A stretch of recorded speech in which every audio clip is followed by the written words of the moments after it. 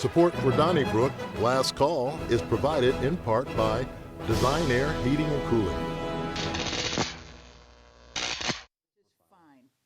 Thank you for joining us for Last Call. These are the topics that we didn't get to the first time around, even though they're very important, including Alvin and Reid. I want to ask you about a report by the Marshall Project, which took a look at jails in Cleveland, Ohio, I think Jackson, Mississippi, and St. Louis, Missouri, and pointed out, as has been mentioned by certain people on this program through the years, that the incarcerated in the city jail can be there for 4, or as Tom Sullivan, the government watchdog, says, 5 years without any sunlight and any fresh air. They're not out. They're not picking up litter.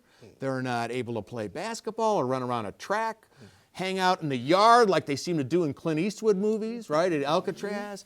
And the same is actually true, although the Marshall Project didn't mention this to my understanding, that in St. Louis County, it's the same thing. You can be basically, as one guy said, like in a basement for 4 years. All right, I believe that this is the truth.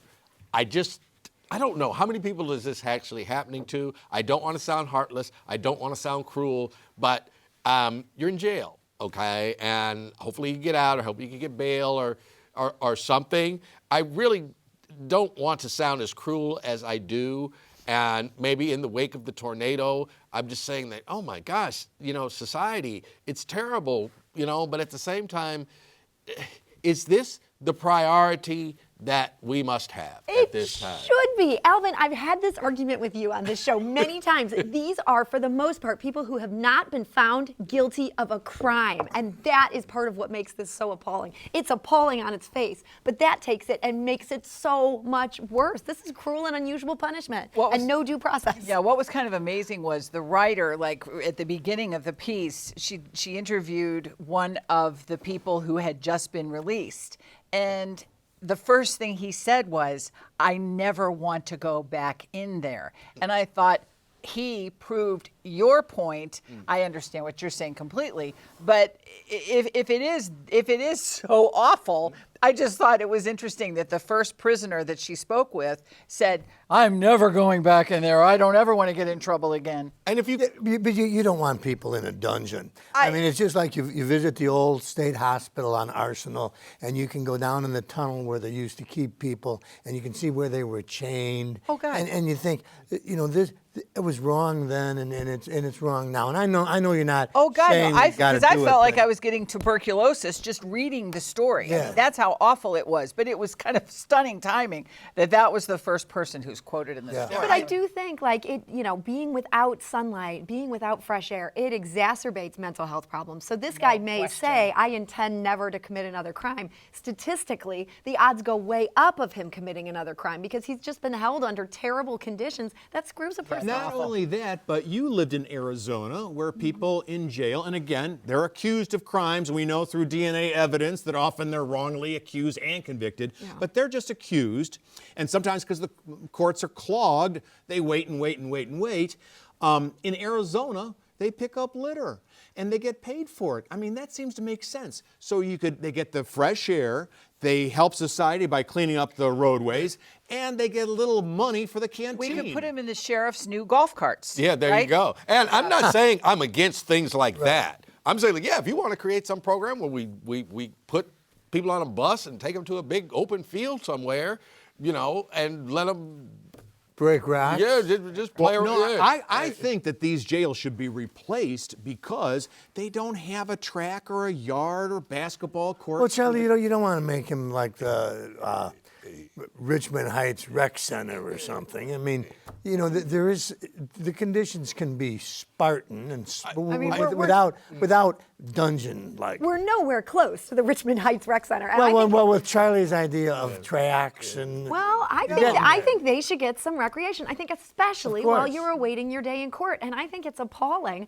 I was not here in 2002 when the plans for this Justice Center were signed off upon. But I can't believe we did this. This is our relatively new jail here. Oh, if you could have seen the old city jail, you would think that this new place was the Taj Mahal. And In your position, for as long as you've been here, do you want to rethink what you just said? I can't believe what I'm seeing, or that this was signed off on. I do. Yeah. I've seen a lot here. Hey, let's capable of a lot. we had the workhouse that had space for exercise outside. Yeah. We just demolished that. And we had Gumbo Flats. That had space Yeah. outside. Yes, That's it true. did. Oh, I remember you talking about Katrina. I remember when we were hoping we could get refugees from New Orleans to come and live in Yeah, Gumbo they Flats. went Yes. We were everyplace else. fixing it up and all excited, and then the refugees didn't want to come They here. went to Nebraska. They went to Nebraska. Most of them went to Houston, I think. Yeah. Hey, we lost one of the greats this week when Alderman Freeman Bosley Sr., former member of the Board of Aldermen, Bill, passed away.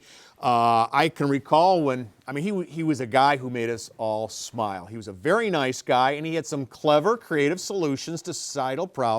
Remember when he wanted a requirement in the city that every gas station provide a restroom that's accessible to everybody, because as he said, quoted in your paper, when you gotta go, you gotta go. And that was like among the things that he advocated through the years. Fun ideas, always with a smile. Oh, sure, and he was most famous or infamous. It got national publicity for his idea of caning people. And, now you think about it, we're talking about these jails being dungeons and everything. Freeman Bosley Sr.'s idea was, instead of the jails, if we just have some public canings, we're going to prevent a lot of crime. And I remember writing columns in support of him. And then he got carried away and started saying, like, we could even do it for public drunkenness. And I said, well, anything that That's a I bridge might too do. far for anybody in Oh, yeah. Utica. I mean, you start losing public support when people think that could be me being Yeah. caned. True. But he was like that. He was putting stuff out there. And he was a champion of the North Side. And he did not like when the city favored those that had over those that did not have. And, his son became the first black mayor. And he was just telling a story in our paper this week about when his parents moved to where they were. That was predominantly white neighborhood. Yep. And he watched it change. But Freeman said, the problem now is going to be, there was nobody black that held office. I'm going to hold office. And then, he created this little political, he's a patriarch of a political family. So he did care about the North Side deeply. He absolutely did. And he was unapologetically last century. He was old school and proud of it. And they don't make him like that anymore. And he truly was so passionate about the people that he served. Even though he was, he was a kingmaker. He really was. He was fun to cover. He was truly fun to cover. Well, we're going to miss his raspy voice and his wit, and our thoughts and prayers, condolences to the Bosley family. That's all the time we have. Too many topics, too little time, so we'll get to them next week. Thank you so much for joining us.